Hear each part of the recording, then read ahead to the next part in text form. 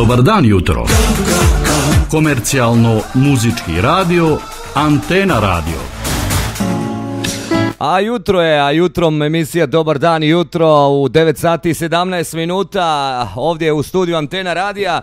Imamo jednog lijepog, simpatičnog, smijemo reći slobodno momka. Dobro jutro. Dobro jutro i vama, dobro jutro tebi i svim djelatnicama radio Antene i svim slušateljima Radio Antene. Moćan glas, dame kažu i Stas, naš čova u šovu Zvijezda možeš biti ti, Hayat produkcije, Hayat televizije, nakon Zarine, jedini čovo koji brani boje ove naše regije, može se tako reći.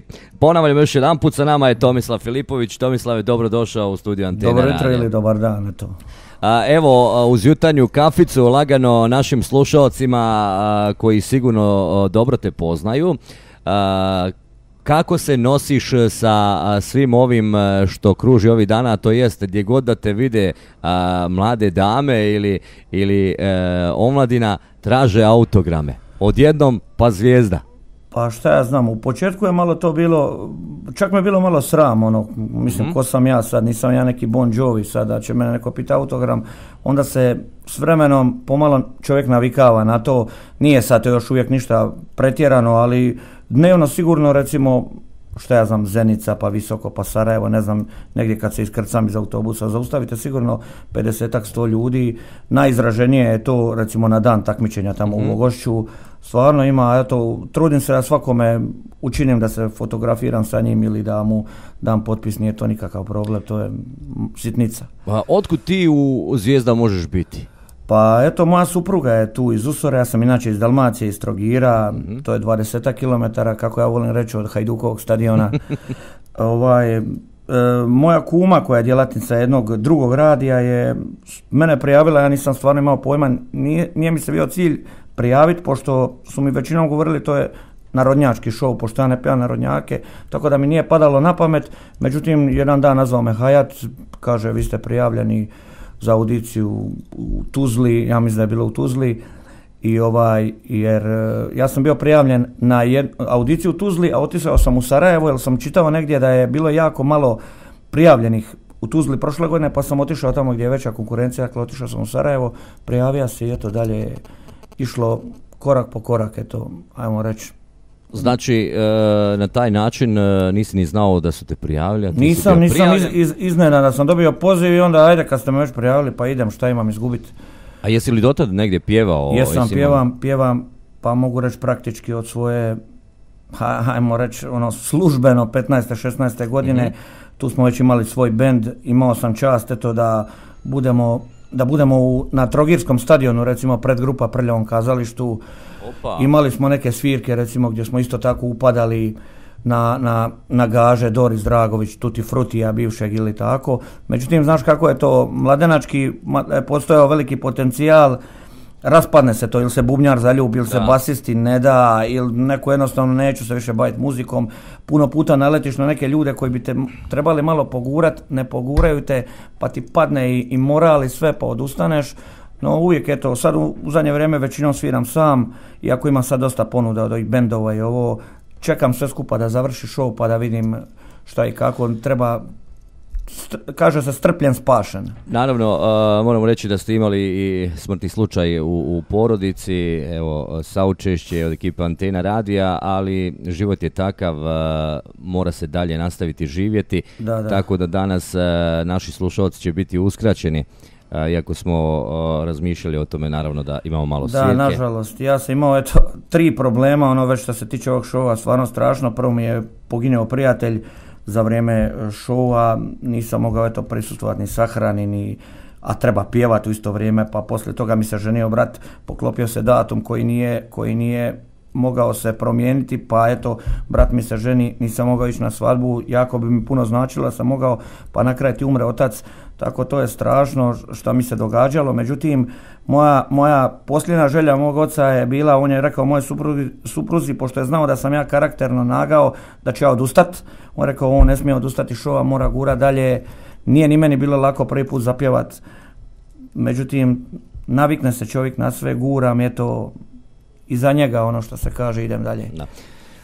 Da kažemo našim slušalcima, evo dok traje nešto kraći razgovor, možete nas pozvati na 032-667-591, 032-667-592, postaviti neko pitanje, naravno, ili pohvaliti našeg gosta Tomislav Filipović. Sve u svemu zadovoljan si, kako ne bi bio zadovoljan, od koliko takmičara, evo, dogurano je do top 15, je li tako? Top 18 je... Top 18, ja se Ma, nema veze. Bilo je na prvoj audiciji, kažu, između 8600 i 9000 natjecatelja.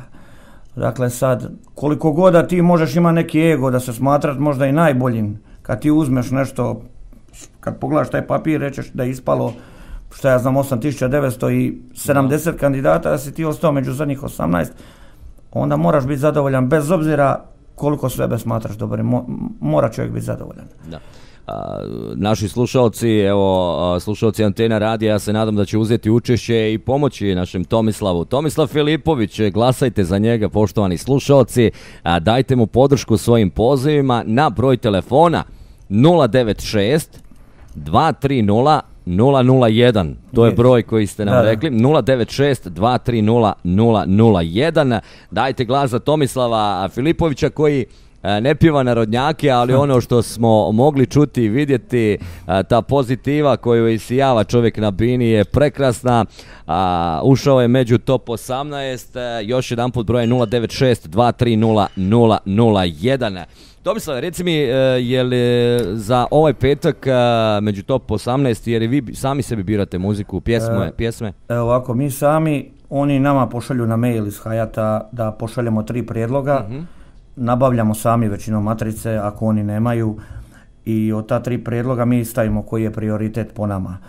Međutim, ti imaš tonsku probu gdje je i profesor pjevanja i gdje ti on sugerira ta pjesma koju si izabrao, da li ti savjetuje da je pjevaš ili ne, jer nije ni njima u interesu da ti pjevaš nešto pa da se izblamiraš, znači njima je u interesu da bude što bolji i onda ako ti reče to je tomu bilo dobro ili nije, ti promijeniš pjesmu ili pjevaš tu koju si sam odlučio. Možeš li reći za ovaj sadašnji rezultat da je to nenadano? Jesi se nadao da ćeš doći ovako? Vjerovao sam u početku, rekao sam moj cilj je, ne možeš očekivati pobjedu, nikad ne znaš šta se može desiti. Moj cilj je realno u početku bio finale, dakle tih prvi 10 ili 11. Međutim, ja sam sad zadovoljan jer jako loše kotiram s glasovima, da za neki veći rezultat moraš imati i ocjene žirija i glasove. Ja sam po ocjenama žirija među prvima non stop, među glasovima sam sad od ovih 18 među zadnjima, tako da onda ispadeš u sredini. Da. Tako kad dođe možda do prvih 15-16 bit će jako veliki problem ugurat se u finale. Pozivamo naše slušalce da pomognemo našeg čovu. Tomislav Filipović 096 230 001. Ljudi moji, zašto ne bismo pomogli našem čovjeku da prođe naravno puno dalje, pa zašto ne i da pobjedi. 096 230 001. Evo, pozivamo vas sve da pozovete ovaj broj 096 230 001. Tomislav Filipović. Reci mi, Tomislave, jel živiš od muzike ili se još nečim drugim baviš? Pa sad trenutačno živim od muzike. Sad ne živim jer sam tamo, ali da, trudim se da živim od muzike, volim to raditi. Ako bi vidio da stvarno ne ide, ali eto, živim, onda bi odustao i radio, nije sramota raditi ništa u životu, tako da ali čovjek uvijek ne bi valjalo da čovjek ne pokuša raditi ono u čemu je najbolji, mora sam sebi reći to je to što ti voliš, idem probat, pa ako ne ide onda ćemo promijeniti, ali mora se čovjek potruditi.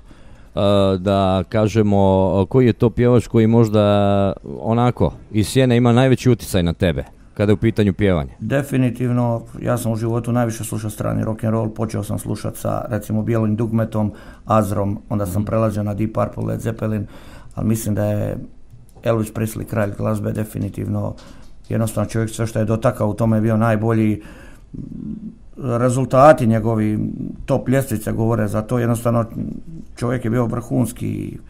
Nekako najviše volim te vokale, kaže se najbolji vokale su kad je tenor, bariton, on je bio i to, zvučao je prije 50 godina kao i sad danas, mislim da bez ajmo reći neke tehnologije, onda mislim da je on, pa smatraju ga ljudi najvećim i kad čovjek malo dublje to sluša, gleda, prati, najveći je definitivno. Reci mi kako Trogir, Split, je li tamo Raja zna da si recimo ovdje na...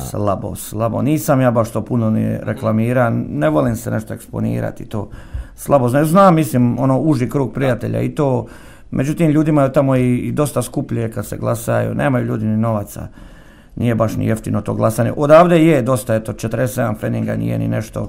Kaže moja susjeda, kaže ako neko ne može potrošiti 2 marke mjesečno, onda imamo problem. 096-230-001 je broj za koji dajete glas podrške Tomislavu Filipoviću u Zvijezda možeš biti ti. Dakle, 096-230-001. Da li je u Splitu, u Trogiru recimo upliv narodnjaka? Kako tamo kotiraju narodnjaci? Kaže se da u Splitu sad trenutačno ima više narodnjačkih klubova nego igdje. To je gotovo da čovjek sad da ne povjeruje, ali ima toga, međutim sad se počelo malo i mijenjati. U Splitu sve prolazi, drugčije. Split je recimo grad, ja volim Sarajevo jer je dosta je sličan naš. Mi u Splitu tamo recimo kad ti uđeš na neku pekaru ili negdje nešto, svi odmah di si, kako si, šta ima, ko da te zna 100 godina, takva atmosfera slična u Splitu, po tome je slično recimo Sarajevo. Međutim u Splitu prođe, imaš ti klubove gdje se sluša rock, imaš ti klubove gdje se sluša narodnjak i tako dalje. Dosta je narodnjaka, mislim da je Zagreb najkompletniji što se toga tiče, da stvarno ko šta god sluša ili šta god voli uvijek može naći Kad bi te neko pitao da zapjevaš nešto narodno, koji bi to bio pjevač? A ja mislim da bi se osramotio, bio bi smiješan. Ja sam sebi Harisa Džinovića, ne slušam narodnjake, ali poštujem ga jer je to vrhunski vokal. To je za mene vokal, ali ja bi bio smiješan. Je to zato što imaš jake brkove kao on? Ja. A nije, to je zato jer je čovjek vrhunski, ali mene je bilo smiješno da idem to pjevati. Ja bi stvarno osramotio bi se. On ne mora znači. Ma 100%. Gost emisije Dobar dan, jutro Antena radija Tomislav Filipović, koji se takmiči u šovu Zvijezda možeš biti ti, dogurao do top 18. Ljudi moji, podržimo ga. Zavidović i Maglaj, Tešanj, naravno Usora, Doboj, svi vi, Gračanica, gdje god da se čujemo, molimo vas, pozovite ovog momenta, uzmite telku u svoje ručice. Dakle, 47 feninga, jel? Je. 096-230-001. Dakle, 096-230-001. Naš čova. Jesi ti zapamtit ću i broj. Pa nisam znao. Jesi ti udao ovdje u Usoru ili? A šta ja znam, kažu da jesam. Kažu da se to tako kaže, jel? Reci mi, živiš sad ovdje, jel? Da, zimi sam ovdje, ljeti sam dolje, to tako je. Ne sumnjam. Moja žena, moja gospođa je profesorica engleskog jezika tu u Usori i onda nam dođe to idealno, recimo što oni preko ljeta ne rade i onda dođe meni da sviram dolje, tako da super poklopi nam se, ja radim ljeti, ona radi zimi većinom, tako da nam njen posao odgovara, eto, mom poslu. Reci mi, imate li djece? Nemamo. Nemate, dobro. Mladi brak je to još. Evo Tomislave, iskrene želje Antena radio, bit ćemo uz tebe, naravno želimo ti sve najbolje i trudi se da pokušaš evo kada sve ovo prođe da nam navratiš ako Bog da u onom pravom izdanju, da napravimo jednu lijepu emisijicu uživo ovdje u studiju Antena radija i da pokušamo i ovako putem antene da dočaramo kako vi to izvozite. Nema problema, mogu li ja samo nešto za kraj reći? Jako, ono što je možda čak i najbitnije u svemu ovome je recimo odjevanje tamo. Ja moram reći da Hayat to ne dozvoljava reklamiranje onoga ko tebe odjeva, tako da je jako teško naći sponzora za to, jer neće niko da ti da odjeću ako ti njega ne reklamiraš, a jednostavno kupovat za petak i za subotu svaki tjedan odjeću je jako skup sport, tako da ja moram zahvaliti modnoj kući Sandy koja mi je izašla u susret bez da dajem ikakvu reklamu na televiziji. Hvala Gazdi. Teško i hvala im puno na tome. Jako je bitno, jer to je bio prevelik trošak, mislim da ne mogao pratiti to. Da. A ja sam ovako malo golem, znaš, teško je posuditi od nekoga neće, jer su kratki rukavi. A mi inače ovih godina tamo 35-6 volimo puno pojesti, jel da? A ne smije se dame pitati za koje rukavi. Tomislav Filipović, ljudi moji, dakle, broj telefona 096-230-001. Hvala što si bio gost, želim ti još jedan put puno sreće i naravno, ostavi poziv za one koji bi možda, ili postoji mogućnost da neko uzme učešće da te obuče za neki sljedeći show. Pa postoji što ja znam, ako ima dovoljno veliko ako ima dovoljno, ili će morat krojiti sam, ne znam, možda je kvalitetan krojač. Ja bi se zahvalio još jednom vama što ste me pozvali, stvarno ste super, evo. I to i normalno da ću se odazvati uvijek kad me pozovete, nema uopće razloga da se to ne dogodi. Tomislav Filipović bio je gost emisije Dobar dan jutro, ostanite dalje uz nas i ne zaboravite, okrenute broj telefona 096 230 001. Ostanite dalje uz nas. Se stine, ljudi odlaze, ljudi dolaze, ne govorim nikom svoje ime. Srce sam ti dao, predao, vruće kao pecivo na dlanom. Znam bio sam lud, al više nemam kud, zato molim te, pusti me. Idi, zauvijek zalupi vratima. Idi, ma pusti da borim se satima. Živi i s drugim dijeli sve, al ne zaboravi da neko volio te je.